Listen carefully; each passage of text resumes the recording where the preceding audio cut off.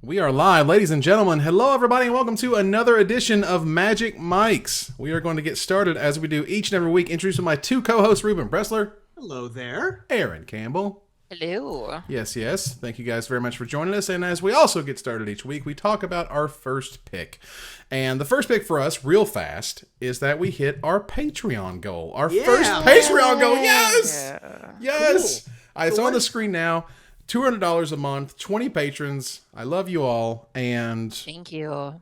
that thanks, is guys. now motivated me that I'm going to get off the lazy butt and make the website happen. And I'm going to give an actual, factual, cool website. And it'll be updated with the episodes and some information about us and information about the show. It's where the shop is going to live whenever we unlock the merch and stuff and all those good things. And that's just very exciting. Centralized home for all of the the Reddit you can link from there, and the Twitter and all the Facebook things and- that you do social that you say at the end of the show. So social. And for those who are paying the $5 or more, you are I think you're getting some decent quality entertainment, Yeah. not safe for In the work pre-show? Yeah. in the pre-show that We're you can't definitely hear. letting it all hang out in the pre-show. Yes, all of it's there. So we're going to move on to our actual Magic first pick, which is the This Always Happens theory from Saffron Olive, who continues to kill it, in my opinion, Yeah. and brings up Battle for Zendikar and the This Always Happens theory, in which everyone complains that Battle for Zendikar is a weak set, but in fact, most people complain that every set is weak, and every set is not doing enough, and every set is not impactful enough, where we see here that it's kind of true for Battle for Zendikar. He actually sort of proves it. He goes through Pro Tour cons, Pro Tour Theros. He shows the impact on the Pro Tour level of what happens with those sets. And when he gets to Theros, or when he gets to the Battle for Zendikar, it's like, wah, wah. There's 20 Gideon, 4 Dispel, and 2 Dragon Master Outcast, and that's just not there. That's not a real power level I think you can say it has been very impactful. And he actually goes to, I got on the screen here where he's talking about why is BFZ so lacking in impact. And you see the subjective power level, it goes, there's this ebb and flow, there's this wave of up and down. And not every set can be the best, greatest thing ever, because when those things keep happening, our game kind of sort of grinds to a halt. And then all of a sudden you've got Siege Rhinos in Legacy, which I believe was a thing. Was that not a thing? Yeah, there was a young Don't man doubt playing that round 1 feature match, I believe. It's St. Louis was using Siege Rhino. There was also a young man who came in 4th place with a Retreat to Coral Helm deck. Yes, that was fantastic. That was super Yeah, cool. the weird cards, the weird corner case cards that just screw up older formats are always fun. And they're not a great barometer of whether a set's great or not, but certainly anytime anything has a cost reduction mechanic, or a way to untap things repeatably, then you're gonna start running into problems, as you've seen with things like New Phyrexia or Delve, and also Retreat to Coral Helms. A smaller example of that, but it's gonna, whenever you print something like that, you gotta expect that it's gonna create a legacy deck. Right. Well, and there I mean, are other cards as well, like Nulamog is seeing play in Tron. I had to face that at States the other day. Zulaport Cutthroat. People are trying to make Blood Artist decks happen in Modern. So Okay. it is, all the cards the Standard really isn't touching on. The other formats, people from other formats are kind of leaping on and saying, we want to Sure. try to make this work. right. and Cards there that could- are more corner case, but for Standard in particular, Yeah. it's compared to the when looked at as a whole, when you look at the big picture, Battle for Zendikar actually is kind of not great. It's just, well, it's just not as powerful. It's not as impacting. But I mean, when you look at what they did, which they basically said, okay, here's this multicolor set. Let's give you guys perfect mana. Oh, I can't believe you're not playing with any of the new cards. You're just playing with all these old multicolor cards. Now you have your perfect mana. That to me is sort of what they did. So that's, and the other kind of bit that he touches on is that Battle for Zendikar is very parasitic. It's very like your Eldrazi processors work with your Devourers and whatnot. And those things have to kind of interlock and work together. The third thing he admits is that, or he notes there, is that it's missing obviously powerful cards. There's no Goblin Guides, and there's no sort of other big ones like Lotus Cobras and whatnot. Sort of big, splashy, huge cards. Now there was Gideon, and that was great. And Gideon was, he's what impacted the Pro Tour, and he was what came out of Battle for Zendikar. But at the end of the day, we are experiencing a power level lowering. And I don't think it's anything to be worried about. It's just one of those things. It's like, hey, and it's kind of neat to just see it in the numbers. And, I go off about Saffron's articles because I think he does a great job at researching them and explaining his theories and his examples and what the point he's trying to get across. And it's just important to say, like, hey, you know what? Everyone was kind of right that Battle for Zendikar isn't like this super powered thing. It's not going to get cards in it restricted in Vintage and banned in Legacy. But, like, this, it's just sort of an ebb and flow, and it's not anything to kind of panic about or be really upset about. It's just an acknowledgement. Yeah, my favorite thing about this article, though, is like he says somewhere in the article, he says, everyone says that whenever a set comes out, they say this set is not good. And this time they're right, which I love because he's making sure to clarify that, a lot of people out there are going to be like, see, I was right this time. But a dead clock is right 2 times a day anyway. I really like that he sort of defended he set himself up to be able to defend that argument before he went down into the nitty gritty with all of the graphs and stuff, which I loved. I loved, again, just like you, I love all of the super in-depth stuff that he goes into. But it's kind of like Wizards brought it on themselves. Like whenever you print a bunch of linear mechanics like Devoid and Ingest and Rally, they sort of feed off of each other. Right. This happened with Lorwyn a little bit, where when Lorwyn first came out, people didn't know exactly what to do with it, and it took a little while for fairies to become a thing, for example. And so I think that might be the problem here, and we just need another set of more of these cards. But you're right, it's still just a problem. We just have a bunch of Hisoka's Defiances. Yeah, the one thing I want to expand on the parasitic thing a little bit because, you guys are talking about how the mechanics are they only work with each other, but they also, the cards don't work with other cards. So he uses the example of Night Veil Spectre. Night Veil Spectre, when you put it with Grey Merchant of Asphodel, was a really good combo. It was also really good with Master of Waves, so the cards worked well with cards outside of their own set. Right. And it's really, so we have these 3 sets like cons. What is that tapping noise? Sorry, it's me. It's me. Ruben. It's me moving up and down the article as I keep up with Sorry, you. It was just driving me batty. But so like you have, they spent a lot of time creating this really great wedge block where they want you to use 3 colors at a time, and then they give you a set where you're supposed to get benefits for using no colors, and it's like, well, which is it? And we had Return to Ravnica, which rewarded you for using all these colors, and while Theros certainly had that monocolored theme, though, it still fell in line nicely with that. And there's a huge disconnect between the block we just came from and the block we're starting now, and he really did a good job of touching on that. Yeah, and I mean, again, I think this is, to me, it's very cyclical. It's going to happen, and we're going to move on. We're going to have more powerful sets, and once Cons gets out of the way, all these cool cards like Night Veil Spectre that saw 0 play until Theros showed up, right. Like was a crap rare dime, you give rare. Them away. Exactly. So these are cards that there's going to be cards in Battle for Zendikar that are just going to be like, oh my god, this card is so good, and it's this linchpin of this deck. But one of the things that he notes here that I have a little bit of an issue with is he's talking about it's missing obviously powerful cards, and he says, now I know what you're thinking. Wait a minute, Seth, you just told us it's dangerous for Wizards to continually ramp up power level, and now you're arguing Battle for Zendikar isn't powerful enough. What gives? He says, well, for Battle for Zendikar to make an impact on Standard, it doesn't need top cards like Siege Rhino and Dig Through Time and Mana Strider.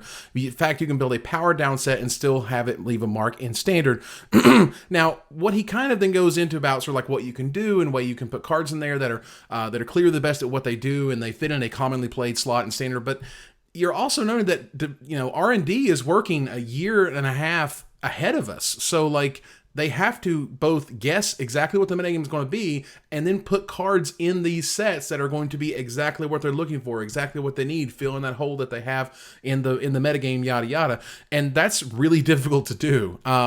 So that to me is a little bit of wishful thinking, in my opinion, in terms of like, well, couldn't R&D just, know the metagame in a year and a half from now and design perfect cards that fit into the decks that want them? Maybe, if they get it right. I think one thing that needs to be touched on is that the players have to want to innovate. I remember Sam Black said this once in an article where, if there's no motivation to try something new, if what's already out there is just so good, they're not going to want to try crazy things. And, part of having this really insane mana base is that you can just play nothing but all the good cards. And that's something we'll touch on with Danny West's article later. But, there's no motivation to try to make Ulamog a thing or to try to make a black-white exile deck a thing, because you already have the best cards of the format in one deck and you can play them seamlessly. But until people say I'm tired of seeing the same 4 decks, until people say I don't want to pay for Jace or Gideon or whatever, this is what we're going to see. And the players have to want to do better. They have to want to try new things, and there's just really no motivation to do that right now. I think part of it is a card issue. I think part of it is a power creep issue, but I think part of it is from the player base. They're very kind of happy to be in this, we can do all the things. Why would we want to do anything else, Right. So, I think that, one thing that I wanted to point out is that there is another reason why this set is probably slightly powered down, which is that they put expeditions in a bunch of these packs, and you can't have a set that's as powerful as everything else and then also just throw gold bricks into every box, right?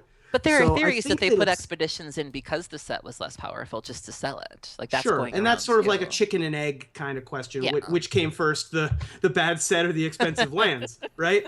So it doesn't really matter which came first, because it's one of them is balancing out the other one, I guess. But Yeah. I guess it does matter if there's a little bit of a response. If they were like, wow, this set is not great, we should put $150 bills in these packs. Or if it went the other way, where they were like, well, we want to put $150 bills in these packs, but the downside is we can only print 4 good cards that aren't lands. And people still complained. Yeah, Right. I mean, they're always going to complain. I mean, I think expeditions are brilliant, and as I've said many times, I expect them to come back in the future, because what Wizards wants to do is sell packs, and I don't think they necessarily, say to themselves, well, the set has to be bad, or they say to themselves, the case either. yeah, this set is just not going to make as big as an impact, but we are returning to Zendikar. This should have some really exciting stuff in it. Why don't we just print, these $150 cards that are still cool and exciting to make people buy the set, but not necessarily because there's all these Goblin Guides and Lotus Cobras and, cards that are obviously crazy, crazy powerful and good, right. Valakutes and so on and so forth. But anyway, I think again, good old Saffron Olive Seth has done a great job, and I think we're going to move on here next to Gathering the Townsfolk. And as we discuss a community issue where we will bring up the good game theory. And before we go to the article, I want to show Paulo Vitor de Maderosa's tweet where the controversy is, is it right to say good game when you've lost? Is it right to say good game when you've obviously won and they got mana screwed? There's all these different ways in which you could end a match, whether you got screwed or they got screwed, or they were being being rude to you or whatever, or what have you, or they were trying to rules lawyer you or cheat you in some way. Where Paulo Vitor just says, my personal etiquette for MTG games, shake hands, say good luck, never say good games unless I lost and really thought they were good. Which now every person who plays Paulo Vitor is going to want to get that good games. Mm-hmm. It's like, I hope Paulo thinks I'm a good Magic player. I mean, seriously. Sure. But regardless, it's one of these, like, to say good luck means there's no implication that you're trying to be a prick about it or that you didn't like it or whatever. Chapin, Chapin throws in, I generally say something to the effect of thank you for the games, good luck the rest of the day. And that's a lot of what I say personally in terms of whenever I play someone, whether I smash them or whether I got smashed, I'll say good luck the rest of the day, handshake it up, and then see you later. And that to me is a nice sort of safe way of saying those things. Mm-hmm. So what do you guys think about sort of just the iterative of saying good game when you smashed them, they smashed you? In which time do you say I shouldn't say it here, or is it's not going to come off the right way? I let the person. Oh, sorry. I'm sorry. No, I have stopped myself from ever saying good game ever again. I don't think that it's a thing that I want in my repertoire. It's really strange social construct that once I looked at it, I just decided wasn't a thing I wanted to do anymore. And so now, also, I'm a really bad loser. Let me give you this caveat. I am a atrocious loser, and I'm just the worst possible. And so I've gotten better recently, but I'm still not very good at it. And so now I try to just not say anything personally. I'll shake hands. And I'll sign match slips, and I will occasionally make eye contact. But especially in really frustrating games, I just don't want to. I just bite my tongue and just don't say anything. And I actually have had a pretty long discussion about this recently when I went to Grand Prix Oklahoma City with Brian DeMars, who wrote an article about it, about the dreaded good game that Nice segue. you guys should take a look at, and I'll link in the chat here. And it was, we had a conversation with me and John Johnson and Rob Paisano, and the four of us are passionate players. We're all very attuned to how our feelings are very in tune with how we are playing. So we're this is an issue for all of us. And we had a long discussion about this at the GP, and a lot of his sentiments are echoed when I was talking to him. And I feel like I just don't just personally, it rubs me the wrong way whenever anyone just really enthusiastically says anything after a match, but particularly the phrase "good game," which has basically lost all meaning by this point. Because it doesn't matter if they're good games or if they were bad games or if they were games at all. If you say good game and extend your hand and you're really earnest about it, you are probably misguided in some way as to how sportsmanship should be working. That's how I look at it. I'm really anti good game personally. Yeah, I'm against it as well, and I have been for a really long time. And I've become, I tend to follow the same line of reasoning that Paulo does. I let the person who lost decide if it was a good game. Of course, you're going to think it was a good game. You won. I don't know many people who will win and be like, nah, I feel really bad about that. No!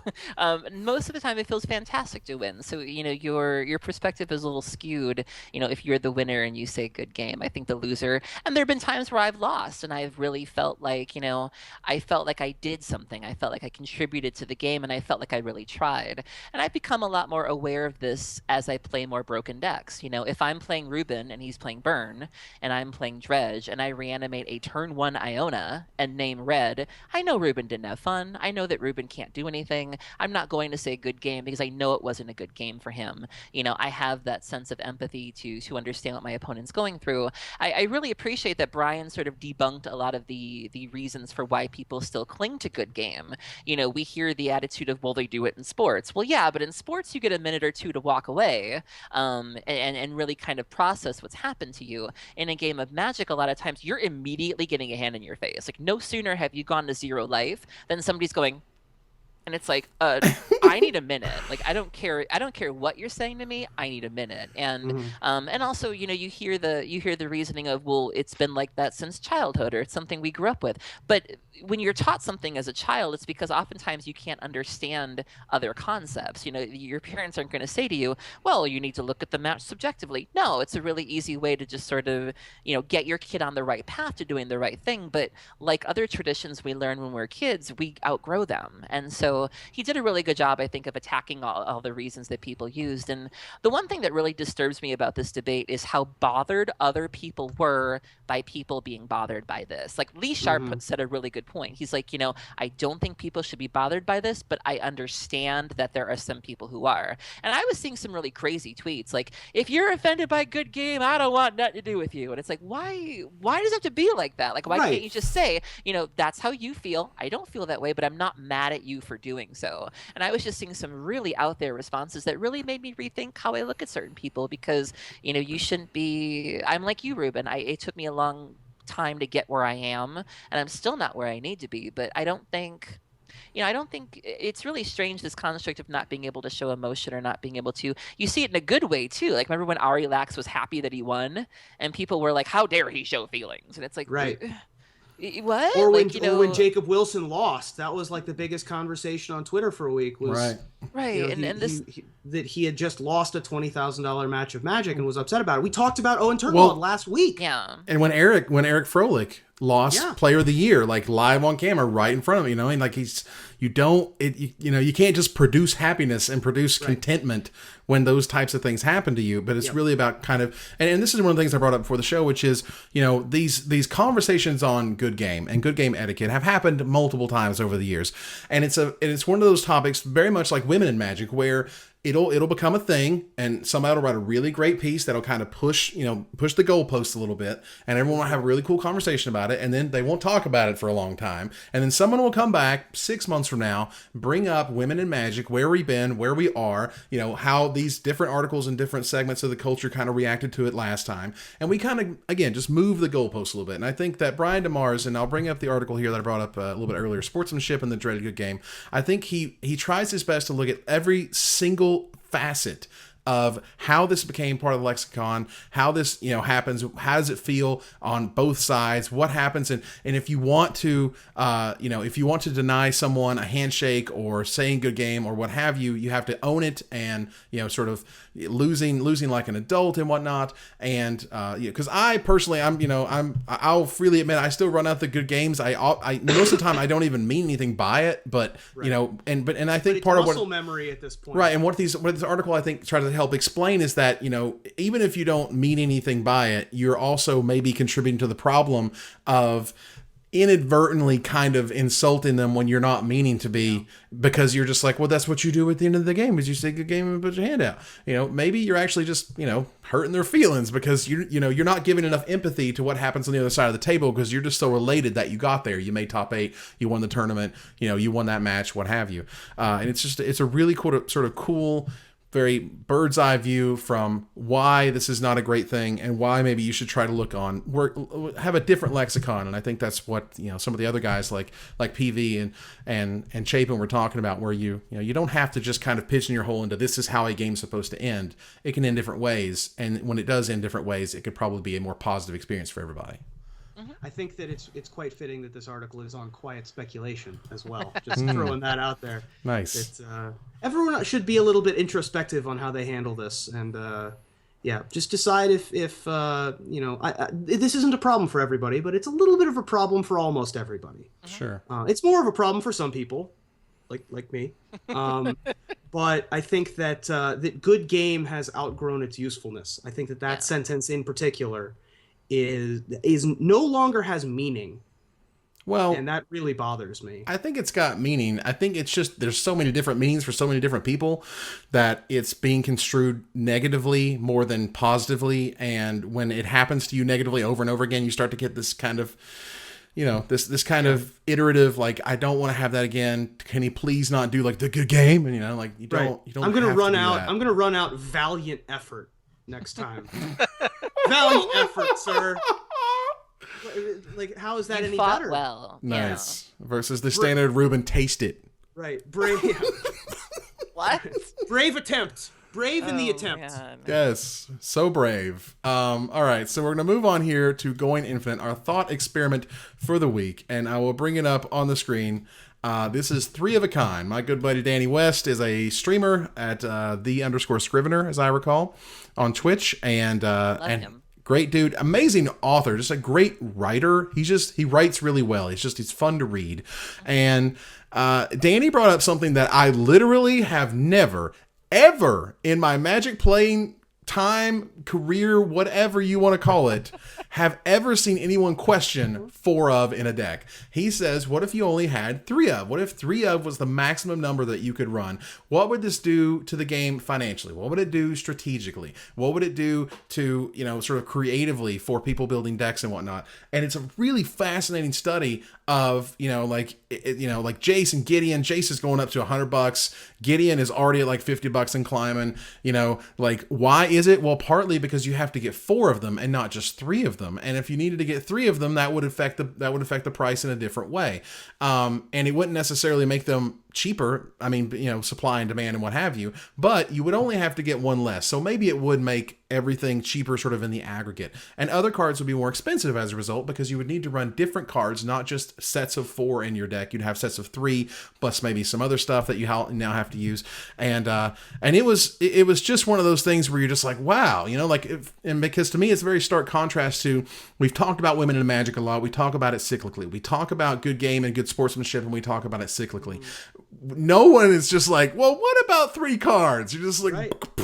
Like, whoa, that is incredible. So that to me was a really cool thing that he kind of pointed out. And how do you guys feel about the idea of only having 3 of any one card? I really liked this, specifically the part on stagnation and creativity. He says something that really stuck out to me. He said, in 2015, we have formats that are mined and drilled into oblivion at a crazy fast rate. The majority of decks are prepackaged greatest hits albums of the most powerful spells in a given color. Players are just mix and matching. That spoke to me. Like, he took me to church with that. And he's right. Some of these decks that I'm seeing right now, they are jamming Siege Rhinos, they are jamming Hangerback Walkers, they are jamming Jace, and in 75% of the decks, I would say that card is appropriate. But we are getting to the point now where these decks are basically looking like the now that's what I call music compilations. That's what these decks sort of remind me of. There's no ingenuity there, there's no synergy there. It's just shoved, and it's been like that for a while if you listen to some people. But he also brings up what certain decks would be like if they were down to 3 cards. Siege Rhino specifically. Siege Rhino is not the same style of villain if its presence is reduced by 25%. Delver, how less threatening is Delver if they're not guaranteed to get a turn 1 Delver and flip it on turn 2? It really does change the way that certain decks play. And, it also forces people to, by removing that 4th copy of a card, they have to replace it with something else. And maybe it would be a card that they wouldn't normally use because they're so hell-bent on having that 4 of a card. And I would love to see that. I'm all for having weird cards get their time in the spotlight and having those decks that don't necessarily just sort of run on autopilot. Like, this would be a really welcome change to me. I'm gonna disagree with some of that. I don't think that the prepackaged greatest hits albums quote to me was like, that's a bit too far. I don't think that that's what standard is. I mean, there are a lot of Hangerback Walkers and there are a lot of Siege Rhinos, but people are tailoring their decks with specific choices around those, the most powerful cards, to be able to combat those. For example, Ultimate Price is a card that is incredibly powerful in the abstract, but in a format with Hangerback Walker or Siege Rhino, it's not going to be that powerful. So yes, people are picking from similar types of cards, but they aren't just picking at random and then filling out, well, we're going to put the same 7 cards in a deck, and then it doesn't really matter what the last 20 cards are as long as we get to play Siege Rhino on turn 4 and 5. So I think that that's a little bit, that's one thing about the argument that I don't agree with. However, I really like a lot of what the idea is. I think that it's an interesting idea for a format. Unfortunately, it's kind of like a non-starter because you're going to make fetch lands cost less and you're going to make all the rare cards cost less, and it's not going to be able to be a thing. Also, you got those 4-card binders. You can't really print 3-card binders. Well, actually, 3-card binders were where it began. You originally have 9 spaces, and only recently have there been binders that have 4, that have 12. Those were actually specifically made because this even exists, which is really interesting to me. To quickly note on the greatest hits thing, like, something has to be the best. We are playing in a competitive environment. If you're playing in a competitive environment, the competitive players, the spikies and the spikes who want to win, will find the best thing they can do and or one of the most powerful things they can do, and they're going to use it and abuse it. It's gotten much faster and more iterative in modern Magic than it was back in the day. But now that we have the internet, now that we have huge tournaments, now we have Magic Online, now we have all these articles and websites, and now we have this incredible community that is just grinding out the best thing that you can do. I think you see, I mean, it also happens in Hearthstone. Hearthstone has far more, not like RNG for what it's worth is random number generator, not running gun, but I got that wrong. Regardless, so Hearthstone has a lot of sort of random number generation stuff where you put a random X into play. You put a random Y into your hand, and if that's an incredibly powerful card, all of a sudden the game is swayed to a very high degree. And Hearthstone has that and Magic doesn't, because Magic has more of the variance in the deck building and the draws that you have, and the things that you can actually kind of change, versus random, which is really easy in a computer game because they can randomly generate whatever at any time. But for me, like, there's always going to be something that's the best, whether you're only able to run 3 Delvers or whether you're able to only run 3 Primeval Titans or whatever it is. You're going to have those kind of greatest hits type decks in every format, no matter what the format is. Yeah. And also, this rule change would hurt aggro and hurt combo and be a real boon to control specifically, because you really need the critical mass of amulets in your amulet deck. You need the critical mass of turn 1 good plays in your mono red burn deck, right? And so, but you don't necessarily need the same comes into play tap land, or you've got mystical teachings and all these other control cards. And so I think that that's something that isn't really taken into account with the way that cards have been designed for the last 20 years has been based on this 4 in a deck rule. And so you can't really just switch midstream. Not that we're talking about this could actually happen, but it is an interesting thought experiment. Well, I mean, and I think one of the cool things that he kind of does, I'll bring it up here, is he kind of mentions all these things that 20 years ago, we didn't have. It's the stack, mana burn, interrupts versus instants, new card types, new card frames, hundreds of mechanics, core set overhauls, restrictions, bannings, new formats. I mean, like all this stuff, Vancouver mulligans, and all sorts of crazy stuff that's been happening. But no one has ever spoken of just having 3 of any one kind of card, and I thought that was really exciting.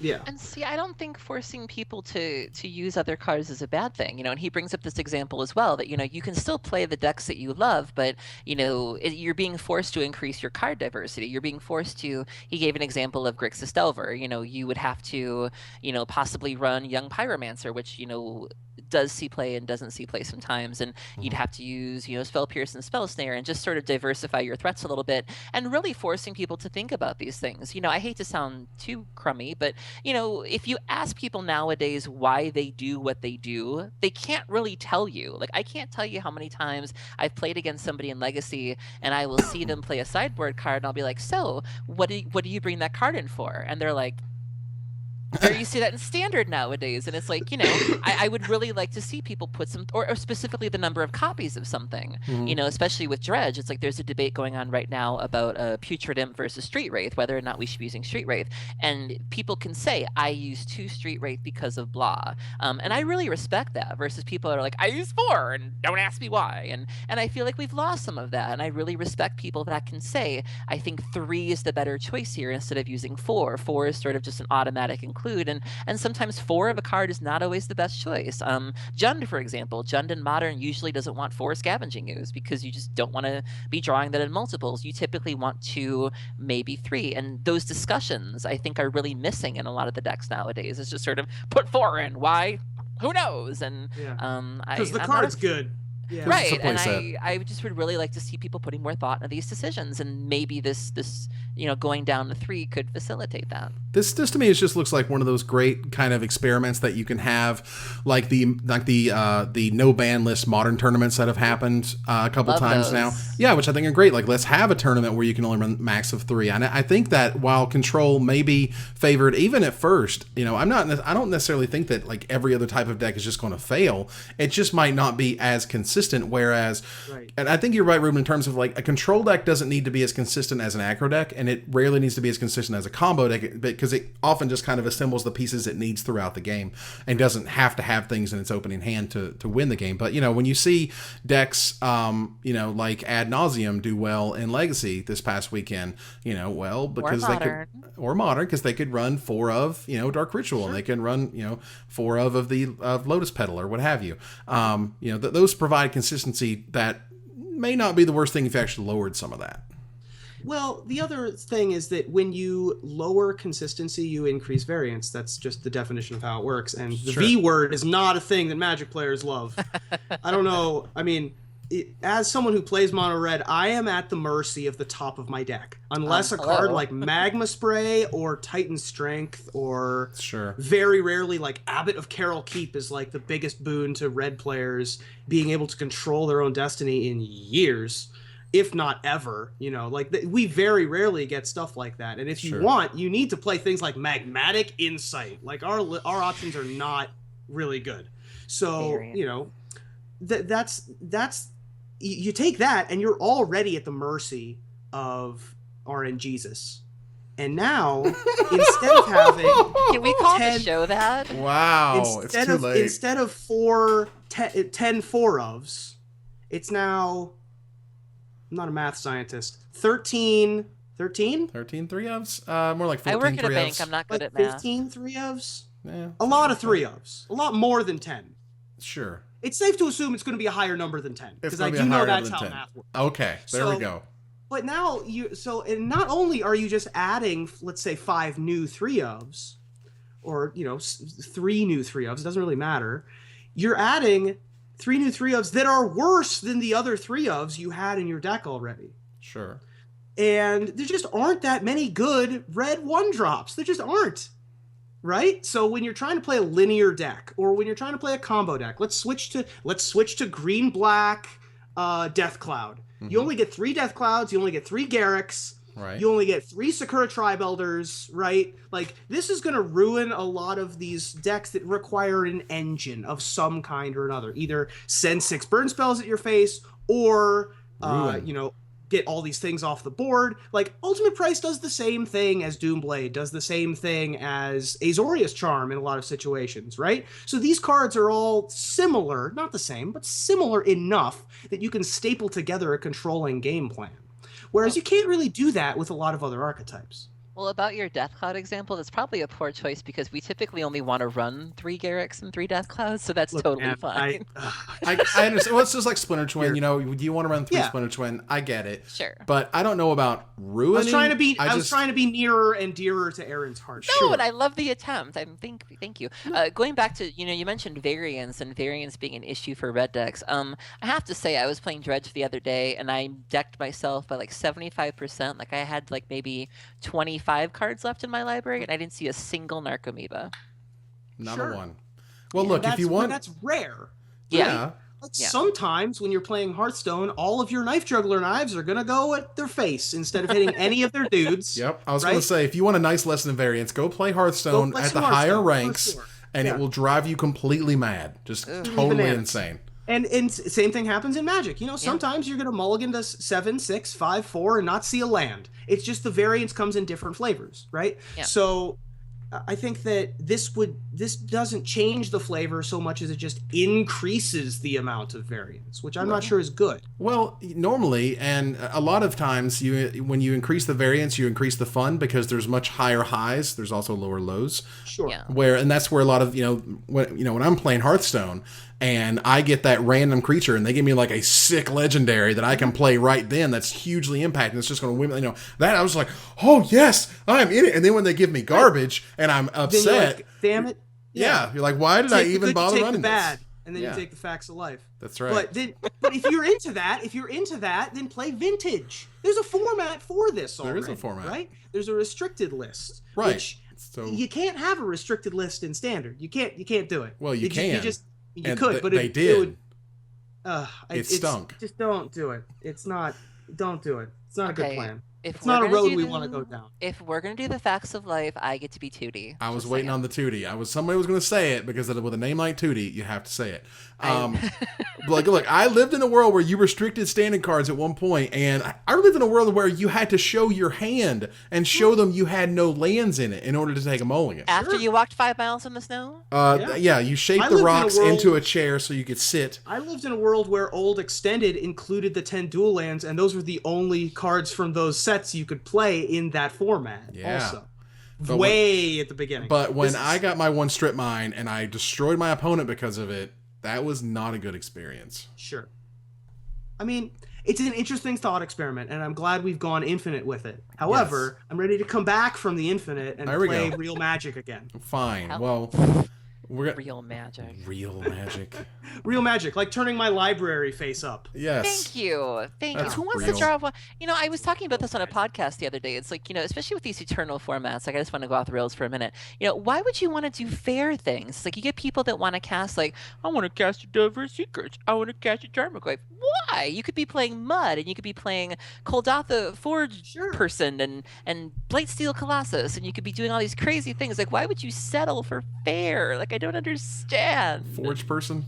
The thing that sacrifices the thing, and you bring up the thing with the Forge Person. We're being PC here. It's a Forge Person. It's a Forge Person. Thank you, because you can be a Forge Person. Thank you. Robots are people. Well, but it's funny because you're just like, you want that crazy variance? Go play Vintage. Just take your $4,000 you obviously have sitting in a pile next to your computer and say, exactly. I should turn this into magical cardboard, and Like, and that's where we start. Why would you do fair things? I can instead do this. And then they're like, but this is a fair card that ruins your fun. And then they're like, why would you play a fair card that ruins my fun? This is like, we're getting into a very, very nebulous subject here. I was selling my car to play in this tournament, you know? It's fine. All right, so we're going to move into a little bit of splash damage where it's magic related, but it's not exclusively magic related. And I want to pull up an image here that coming to a Grand Prix near you, a Grand Prix SeaTac, is going to be a Jones soda called Delver's Serum, which is a promotional item that you can only get by, I think, attending or registering or what have you. Some ways in which they're going to give it away, as they do. And I thought it was really significant. I want to give it up to Cascade and CFB for doing a fantastic job at making a fantastic promotional item that goes in with Magic, but it's not directly related. It gets another company into Magic that people may not have known. It's very close to sponsorship. It's not sponsorship, but it's very close. You know, I don't know the deal in which this soda occurs, you know, who's able to buy it, who's able to sell it, you know, in what frequency, what have you. But to have a branded product, a branded object that is not like every other promo item that I've seen. It's not another playmat, and it's not a dice bag, and it's not a deck box. No, this is a soda from a different industry that's coming into Magic. It's an incredible leap forward. I want to see way more of this stuff. You know, like I want to see more Pop Funko dolls, because there was supposed to be this like Pop Funko Grand Prix Jace thing, and that just kind of just disappeared in the aether. No one ever talked about it. And now we have the soda. Like, I want to see more of that type of stuff. I want to see, you know, like maybe it's Razer, you know, the Razer company has their mice, and maybe there's like a special Magic version that you can only get by attending this event or winning this tournament or what have you. And this allows you to kind of start getting those sponsors in and just having this really cool stuff, because once we can get these sponsors in, as you've seen with every other esports thing ever, Magic will grow. That makes me happy. I have some details for you. All so right. if you want Jones Soda Delver's Serum, if you flipped out about Jones Soda Delver's Serum, let me tell you. Oh my God. You're welcome, America. Oh my God. Okay, so there's Ruben, you're being a bugaboo right now. I'm sorry. You know? Oh wow, that's it's an aberration. Don't worry. Look what you So, made me do.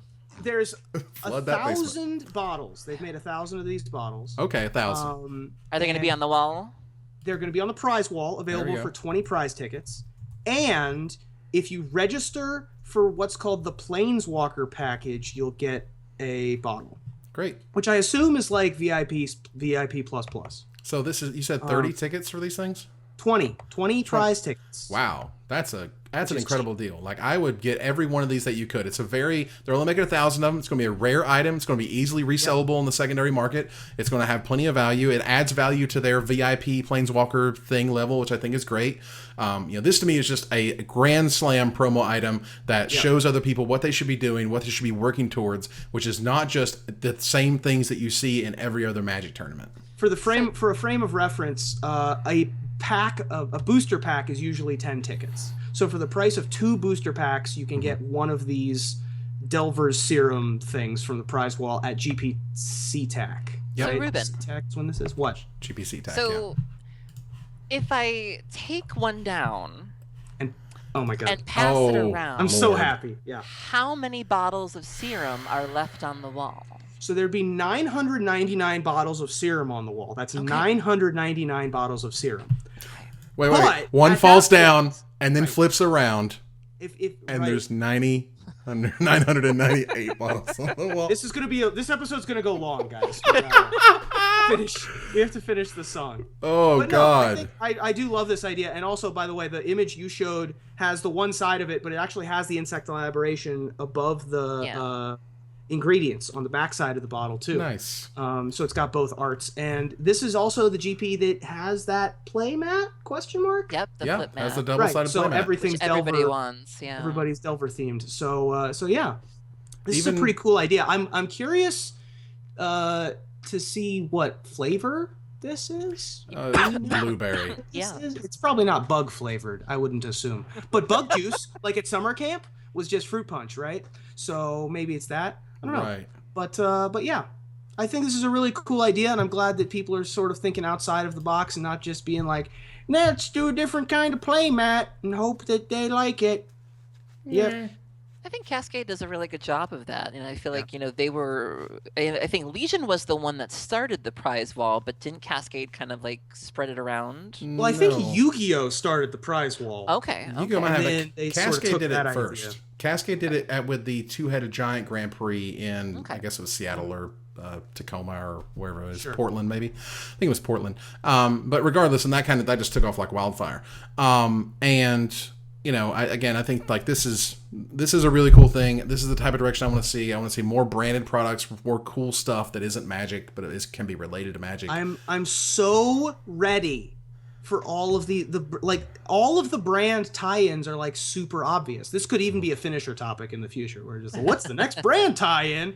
We should have definitely done that. But sure. But there's like so many companies out there that have crossover appeal, right? Like how many people drink Red Bull in the morning before a Magic tournament? Like that's just a super easy one to cross over. Or even something that's if Jones Soda is like the minimum bar, like I'm not sure I've ever seen a Jones Soda at a Magic tournament, right? There have been Magic Soda Jones Magic Sodas before. They did the 5 with the Planeswalkers, but there's never there hasn't been an event specific. It was just like, well, here's a Magic Soda thing. Mm-hmm. But this is a collectible. It is one time only. It ties in with the event. It promotes both Jones Soda and Magic and the event all in one. That's really special. I'm ready for more of these.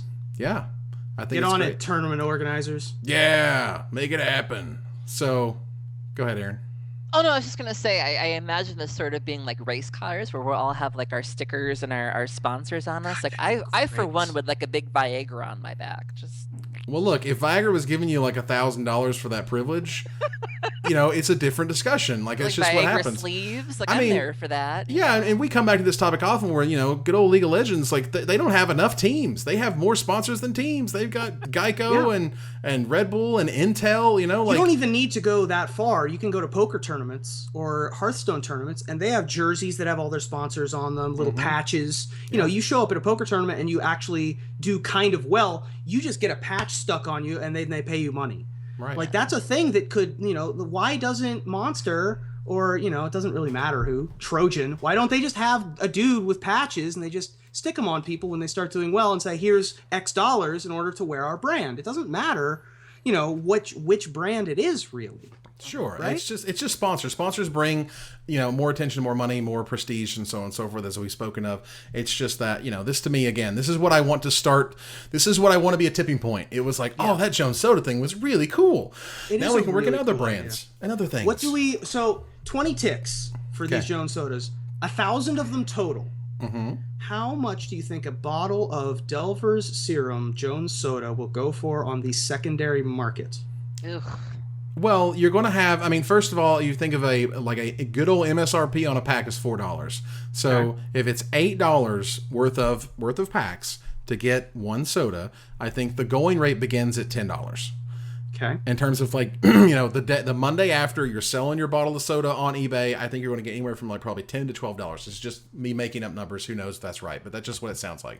And over time, as you find with a lot of Magic collectibles, just things kind of go up and up and up and up. Now, I think one way you can get close to this, and I don't even know what the rate is these days, but remember when Innistrad's pre-release had M&Ms? They had a special M&M package. I remember those with branded on Innistrad. I don't know what that's going for, but I remember the time I was just like, whoever gets those, don't eat them because somebody's going to need them. Yeah, they ate them, but somebody's going to want that, and they're going to want to pay an exorbitant amount. And again, creating any item that is limited edition, produced only at one time, only available in one space, is connected in a collectible way. You're going to have a response, I think, in some way. And that to me is just, I think you're able to easily get your money out of it, and you're able to have a really cool collectible, a piece of memorabilia, essentially a souvenir, of the event that you're able to put up on your shelf, and it's going to look good, and it's going to have a cool story behind it. But you can't take through airport security. But you absolutely cannot. No, they're going to be like, ha, ha, ha, lol, you better drink that now. And you're like, I don't want to drink the Delver. But it's a collector's item. I'm keeping the bottle. You can't stop me. It's going to be great. I don't want to. I just had this awful thought of where people would try to hide it. But of course you did. Yeah. They would flip for it. What you're going to do is you're just going to drink it in line and then fill it up with Windex when you get to wherever you're going. Exactly. And then somehow jam that that top back on there. Back. I don't want to imagine. Janet. Wow, it's gotten weird. All right, so Move on. we are, which means that we are moving on to the finisher, our final segment for this week. We talk about the Great Wizard's Chili Cook-Off. So can somebody give me an explanation as to what the Great Chili Cook-Off was and why we're talking about it? As far as I can tell, it was just the folks at Wizards of the Coast just decided, let's just have a chili cook-off. And so people brought different kinds of chili. Our friend Robert Schuster was one of them. And they had really creative names. And they even had a Liliana cutout, which they changed to Chiliana. Nice. Unbelievable. For the day. I thought that was great. And I just thought it'd be fun if we came up with our own flavors of chili that we would bring to a cook-off if we were all participating in one. I see. So we're going to kick it off here with our first one, which comes from Mr. Rubin. What kind of chili would you make for the Great Wizard's Chili Cook-Off? Oh boy, I'm glad you asked. Well, I'd make Rubens a darker red 5-alarm fire burn spell chili with a small green pepper slash. Mm-hmm. You're gonna enjoy it. Get you a slathering of that good old-fashioned That chili. good old-fashioned Oh, no. darker red 5-alarm fire burn spell chili. Evan's like, Pa, is that you? Gonna get you a little smidge. Hell yeah. That's what I'm talking about. So, Aaron. Russian. Yeah. Well, I hate to sound predictable, but Okay. I would make my famous green and black crushed pepper Dread Return Flamekin chili, also known as Grizzlebrand's Revenge. Nice. It's going to come back and get you. Mm. Speaking of things coming back and getting you, I would have to make my world famous explosive vegetation landfall ramp special, guaranteed to fill up your mana pool and cast those fireballs later on in the evening. Oh, Right on the other side of that. That's what's going to happen. You're going to be thanking me when you're not thanking me. Fireballs and Because- flashback. Explosive vegetation, ladies and gentlemen. Explosive. So that ends another episode of Magic Mike's. Ruben, thank you for joining us. Thank you. Aaron, thank you very much. Thank you. And thank you all to the Patreon supporters who have brought us up to our first level or Thank bring you. us up to our last slide.